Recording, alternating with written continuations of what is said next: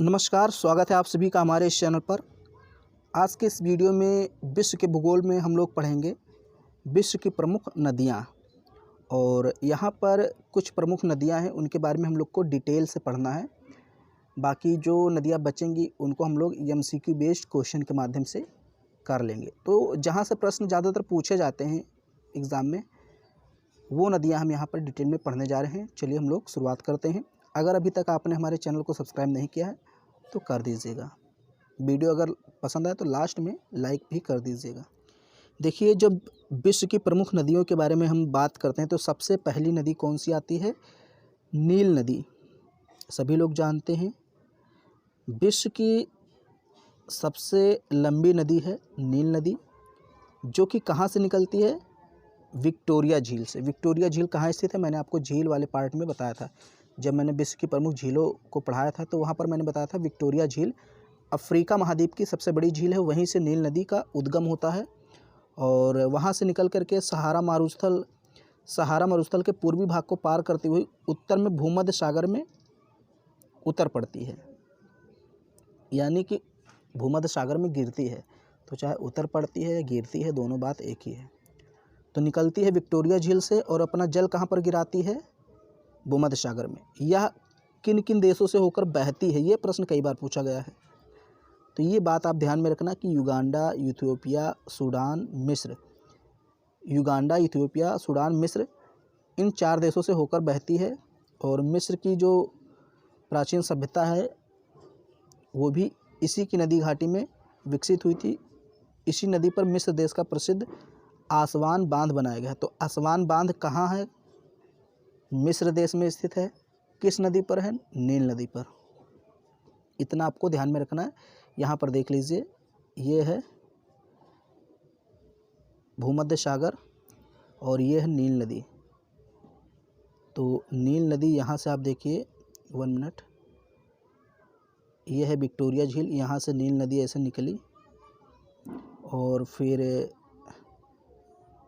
ये देखिए यहाँ पर भूमध्य सागर में अपना जल गिरा देती है। तो आपके पास अगर मैप हो, एटलस हो, तो उसको खोल दीजिए, उसमें देखिए तो ज़्यादा आपको समझ में आएगा, क्योंकि यहाँ पर जो चित्र मैंने लगाया वो ज़्यादा उतना स्पष्ट नहीं होगा। दूसरी महत्वपूर्ण नदी है अमेजन नदी। अमेजन नदी, अगर अमेजन नदी की हम लोग बात करें तो दक्षिणी अमेरिका में बहने वाली यह नदी है। किस महाद्वीप में? दक्षिणी अमेरिका महाद्वीप में। और ये आयतन के हिसाब से विश्व की सबसे बड़ी और लंबाई के हिसाब से दूसरी सबसे लंबी नदी है। देखिए, पहली सबसे लंबी नदी नील नदी मैंने बताया, दूसरी सबसे लंबी नदी अमेजन नदी। लेकिन अगर आयतन के हिसाब से सबसे बड़ी नदी की बात करें, सबसे बड़ी नदी, तो अमेजन नदी का नाम आता है। और किन किन देशों से होकर बहती है? Brazil, Peru, Bolivia, Colombia, Ecuador. Brazil, Peru, Bolivia, Colombia, Ecuador से होकर बहती है। पेरू के एंडीज़ पर्वतमाला से निकलकर पूरब की ओर बहती है और अटलांटिक महासागर में अपना जल गिराती है। ये देखिए, ये जो डार्क ब्लू है ये है, और यहाँ पर अटलांटिक ओशन है, अटलांटिक महासागर। तो बेसिकली ये आपको ध्यान में रखना है, विश्व की सबसे बड़ी नदी है आयतन के हिसाब से और दूसरी सबसे लंबी नदी है। फिर यहाँ पर जो देश दिए हुए हैं, किन किन देशों से होकर बहती है, ये याद रखना है। तो Brazil, Peru, Bolivia, Colombia, Ecuador. कहाँ पर अपना जल गिराती है? अटलांटिक महासागर में। मिसिसिपी और मिसौरी नदी, देखिए ये 2 नदियाँ हैं, लेकिन यहाँ पर दरअसल ये दोनों नदियाँ मिलकर एक ही हो जाती हैं। तो इसलिए हम यहाँ पर एक ही साथ पढ़ेंगे, क्योंकि एक ही साथ इनको पढ़ाया भी जाता है, मिसिसिपी और मिसौरी। जैसे ऑस्ट्रेलिया में एक नदी बहती है मरे डार्लिंग, तो वो अक्सर एक ही नदी में जोड़ी जाती हैं, जबकि हैं 2 नदियाँ, एक मरे है, एक डार्लिंग, लेकिन एक ही मानी जाती है। ऐसे ही मिसिसिपी और मिसौरी नदियाँ भी 2 हैं, लेकिन एक ही साथ पढ़ी जाती हैं। यह नदी पूरी तरह संयुक्त राज्य अमेरिका के क्षेत्र के भीतर बहती है। मिसिसिपी नदी का स्रोत मिनेसोटा राज्य की इटास्का झील में है। मिसिसिपी नदी कहाँ से निकलती है? संयुक्त राज्य अमेरिका का एक राज्य है मिनेसोटा राज्य, वहाँ पर एक झील है इटास्का झील, वहीं से नदी निकलती है इटास्का झील से। यह घुमाव के साथ दक्षिण की ओर चलती है और यह नदी विश्व की 4थी सबसे लंबी नदी है। तो पहली मैंने बताया नील, दूसरी अमेजन, चौथी मिसिसिपी। अभी तीसरी कौन सी है आगे हम लोग ये भी पढ़ लेंगे। यह नदी विश्व की चौथी सबसे लंबी नदी है। यह नदी लगभग 3730 मीटर का सफ़र तय करके मैक्सिको की खाड़ी में डेल्टा बनाकर विलय हो जाती है। तो मिसिसिपी और मिसौरी नदियाँ अपना जल कहाँ से मतलब कहाँ से लाती हैं? तो इटास्का झील से लाती हैं। कहाँ गिराती हैं? मैक्सिको की खाड़ी में।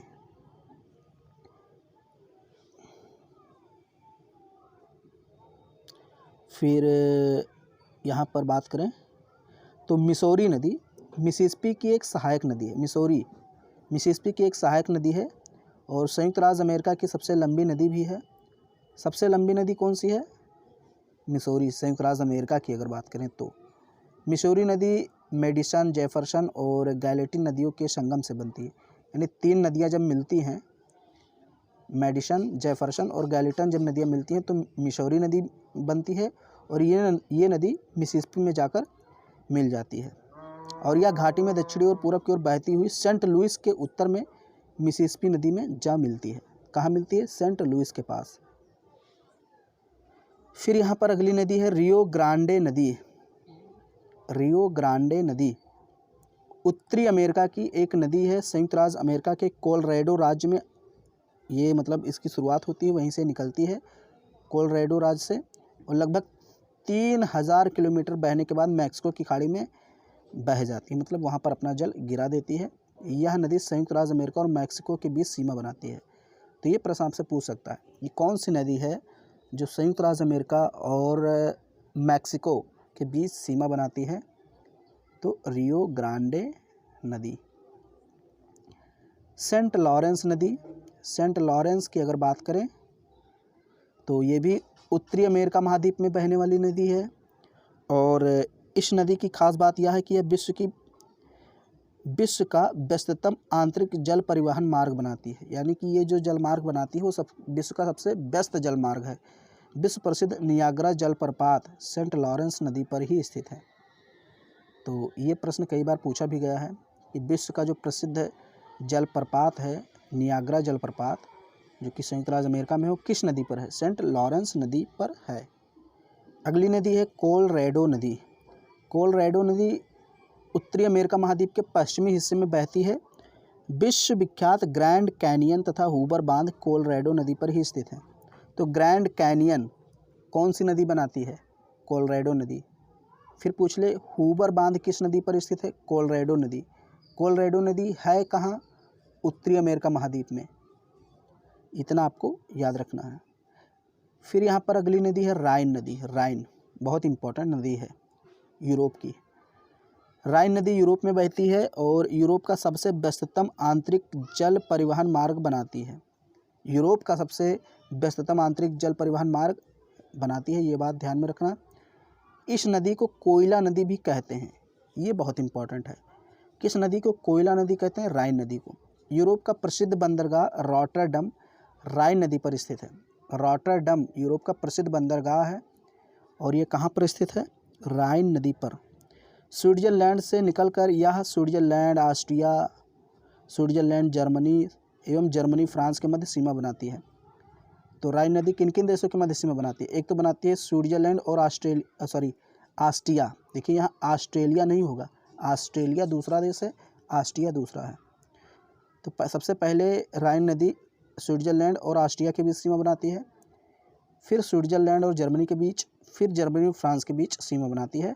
तत्पश्चात जर्मनी और हॉलैंड में बहती हुई उत्तरी सागर में विलीन हो जाती है। तो राइन नदी कहाँ पर विलीन होती है? उत्तरी सागर में। अगली नदी है डेन्यूब नदी। डेन्यूब नदी डेन्यूब नदी जर्मनी के ब्लैक फॉरेस्ट से निकलती है और कई यूरोपीय देशों की राजधानियों से गुजरते हुए काला सागर में गिरती है। तो डेन्यूब नदी का उद्गम स्थल कहाँ है? जर्मनी के ब्लैक फॉरेस्ट पर्वत से। और गिरती कहाँ है? अपना जल कहाँ गिराती है? काला सागर में, ब्लैक सी।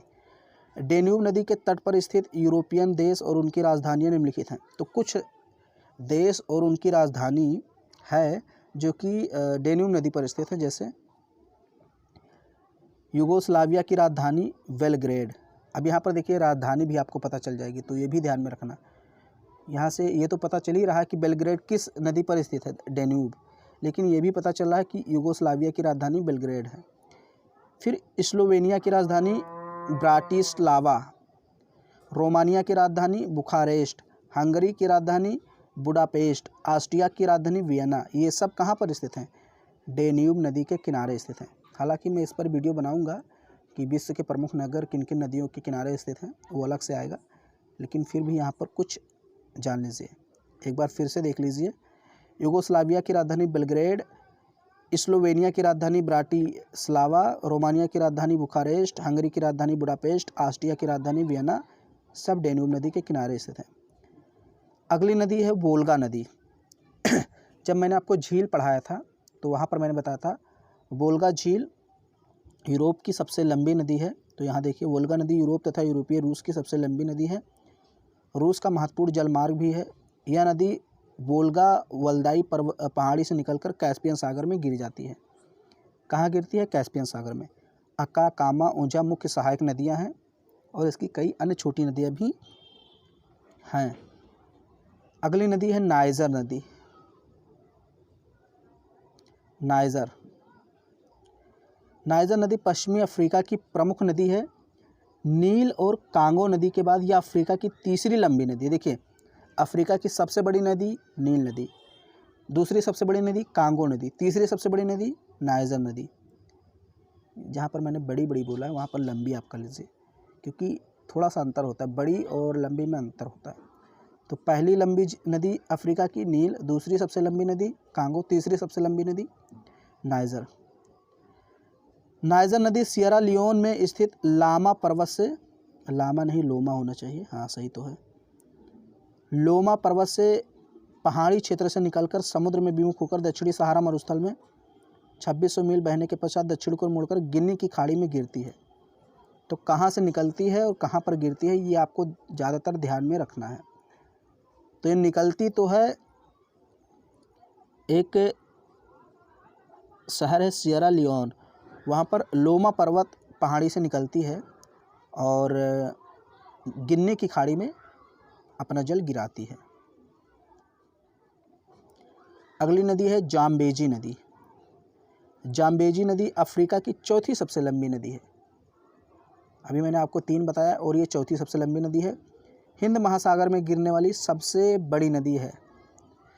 हिंद महासागर में अपना जल गिराने वाली सबसे बड़ी अफ्रीकी नदी जाम्बेजी नदी है और यह 2574 किलोमीटर लंबी नदी जाम्बिया से आरंभ होती है। जाम्बिया एक देश है। फिर पूर्वी अंगोला में नामीबिया की पूर्वोत्तरी सीमा और बोत्सवाना की उत्तरी सीमा पर बहती है। इसके बाद यह जाम्बिया और जिम्बाब्वे की सीमा पर बहकर मोजाम्बिक में प्रवेश करती है। देखिए देशों का नाम लगभग सेम है। नदी का नाम देखिए जाम्बेजी, फिर यहाँ देखिए जाम्बिया एक देश है, जिम्बाब्वे एक देश है, इनकी सीमा के बीच बहती है। फिर मोजाम्बिक यहाँ पर भी है, बहती है, इस देश में भी बहती है। मोजाम्बिक देश को लांघ कर यानी इसको पार करके हिंद महासागर में विलय हो जाती है जाम्बेजी नदी। 50 मीटर ऊंचा विक्टोरिया जलप्रपात इसी नदी पर जाम्बिया और जिम्बाब्वे की सीमा पर स्थित है। बहुत इंपॉर्टेंट नदी है अफ्रीका महाद्वीप की। बहुत सारे प्रश्न यहाँ से बन सकते हैं। एक तो पहला प्रश्न यही बनेगा विक्टोरिया जलप्रपात किस नदी पर है? जाम्बेजी नदी। फिर ये बनेगा कि भाई जाम्बिया और जिम्बाब्वे के बीच सीमा कौन सी नदी बनाती है? जाम्बेजी नदी। नाम सेम है। तो बहुत सारे यहाँ पर प्रश्न बन सकते हैं, आप लोग एक बार इसको पढ़ लीजिएगा ध्यान से। दूसरी फिर यहाँ पर नेक्स्ट नदी है आपकी कांगो या जायरे नदी। कांगो नदी जो जायरे नदी भी कहलाती है, अफ्रीका की एक प्रमुख नदी है और 4700 किलोमीटर की दूरी तय करने वाली यह नदी पश्चिमी मध्य अफ्रीका की सबसे विशाल और नील नदी के बाद अफ्रीका की सबसे लंबी नदी। तो मैंने बताया था अफ्रीका की दूसरी सबसे लंबी नदी यही है। चंद्राकार रूप में बहती हुई भूमध्य रेखा को 2 बार आर पार काटती है। ये इस प्रकार से बहती है चंद्राकार रूप में। तो कांगो नदी या फिर जायरे नदी भूमध्य रेखा को हम लोग विषुवत रेखा भी बोल सकते हैं, इसको 2 बार आर पार काटती है। इसकी सहायक नदियों में कसाई, उबांगी ये विशेष रूप से उल्लेखनीय है। विश्व प्रसिद्ध स्टैनले और लिविंगस्टोन जलप्रपात इसी नदी पर स्थित हैं। तो दो जलप्रपात, एक स्टैनले और एक लिविंगस्टोन, ये किस नदी पर है? कांगो नदी पर। अगली नदी है लिम्पोपो नदी। लिम्पोपो नदी दक्षिणी मध्य अफ्रीका की एक प्रमुख नदी है। दक्षिणी मध्य अफ्रीका की, यानी ये भी नदी अफ्रीका महाद्वीप में ही बहती है। बोत्सवाना और दक्षिणी अफ्रीका की सीमा से निकलती है और यह मरिको और क्रोकोडाइल नामक दो नदियों के संगम से बनती है। यानी कि मरिको और क्रोकोडाइल दो नदियां जब मिलती हैं तो लिम्पोपो नदी का निर्माण होता है और ये अपना जल कहाँ गिराती है? हिंद महासागर में। जाम्बेजी नदी के बाद यह दूसरी सबसे बड़ी नदी है जो हिंद महासागर में गिरती है। तो पहली सबसे बड़ी नदी जो अपना जल हिंद महासागर में गिराती है वो है जाम्बेजी, दूसरी है लिम्पोपो। लिम्पोपो नदी को घड़ियाल नदी भी कहते हैं। यहाँ पर देखिए क्रोकोडाइल नदी, चूँकि क्रोकोडाइल नदी से मिलकर ये बनी, इसे हम उसको घड़ियाल नदी भी कहते हैं। और यह मकर रेखा को 2 बार काटती है। तो विषुवत रेखा को 2 बार कौन सी नदी काटती है? कांगो या फिर जायरे नदी विषुवत रेखा है, भूमध्य रेखा को काटती है। और मकर रेखा को लिम्पोपो नदी। और अगर पूछे कर्क रेखा को, तो भारत की माही नदी है, वो कर्क रेखा को 2 बार काटती है। फिर यहाँ पर है मरे और डार्लिंग नदी। ये 2 नदियाँ हैं। मरे और डार्लिंग 2 नदियाँ हैं, लेकिन संयुक्त तौर पर ये मिलकर एक बड़ी नदी तंत्र बनाती है। यह नदी ऑस्ट्रेलिया में स्थित है और कोसिस्को पर्वत से निकलती है। तो यही ज़्यादातर पूछा जाता है कि ये कहाँ पर स्थित हैं। तो मरे और डार्लिंग नदियाँ ऑस्ट्रेलिया में स्थित हैं। आमूर नदी की बात करें तो आमूर नदी रूस और चीन के बीच सीमा निर्धारित करती है। मेकांग नदी या दक्षिणी पूर्वी एशिया की सबसे लंबी नदी है। बस ये आपका जो नदी वाला चैप्टर था ये कंप्लीट हो गया। इसके पहले मैंने झील भी पढ़ा दिया है और अभी बहुत सारी नदियाँ यहाँ पर बची हैं, लेकिन मैंने महत्वपूर्ण नदियों के बारे में ही बताया है। जो भी नदियाँ बची हैं उनको हम लोग MCQ बेस्ड क्वेश्चन के माध्यम से कर लेंगे। अगर आपको ये वीडियो पसंद आ रहा है तो उसको लाइक कर दीजिए, शेयर कर दीजिए। चैनल पे अगर आप पहली बार आए हैं तो चैनल को सब्सक्राइब ज़रूर कीजिए।